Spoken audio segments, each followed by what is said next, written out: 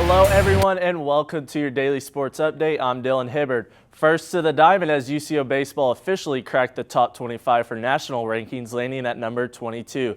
This ranking has to do with the Broncos on a 13-game winning streak dating back to March 18th. However, the Broncos now have their biggest test of the season. The Chos are on the road this weekend, traveling to Warrensburg, Missouri to face the Central Missouri Mules. The Mules are ranked number 3 in the country and sit atop the MIAA standings. The Mules set a 25-9 record on the season as the Broncos are 28-9, so we should see an amazing 3 games. First pitch is tomorrow at 6 p.m. for Game 1. The series will have 2 more games, one on Saturday at 2 p.m. and it wraps up Sunday at 1 p.m. The Broncos will return home next weekend for a series against Northwest Missouri.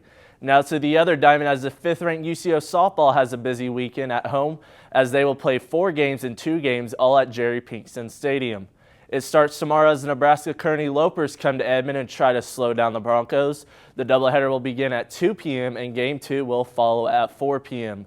Softball's second doubleheader is on Saturday when the Fort Hays State Tigers come to town. The Tigers are 22-12 and will look to upset the 33-6 Broncos on the road with game time scheduled for 12 p.m. and 2 p.m. The Broncos will be on the road next weekend facing the Washburn Ichabods and Central Missouri Jennings. Last week, we brought you news that UCO has found a new women's head basketball coach, Hannah Moeller. Moeller had a press conference earlier today to introduce herself to the university. UCentral Sports anchor Ian Nickel has the report. We're here at the Sports Performance Center here at UCO where new women's basketball coach Hannah Moeller was introduced today, and they rolled out the red carpet for her. They have the welcome sign here on the Chad Richardson Jumbotron, and they talk about how winning the press conference doesn't really matter. But today, I think she won a lot of people over. Hannah Moeller is a winner. Hannah Moeller is a difference maker. And it gives me a lot of joy to stand here today and announce that Hannah Moeller is a Bronco. With a strong endorsement from Vice President of Athletics Stan Wagner, Hannah Moeller is introduced in front of Bronco boosters, coaches, and players as the new head coach of Broncos women's basketball. Today feels like a dream come true. After 9 seasons at NAIA Mid-America Christian University, Moeller takes on a new challenge here in Edmond and brings her top assistant with her from MACU. Of the 200-plus wins that we have occurred over the last 9 years, none of those happened without my assistant, Kelsey Dutton. She brought up how fiery of a competitor she is and how much she hates to lose. I hate to lose. I do love to win, but I'm far more worse of a loser, I guess, than I am on the days we get to celebrate the win.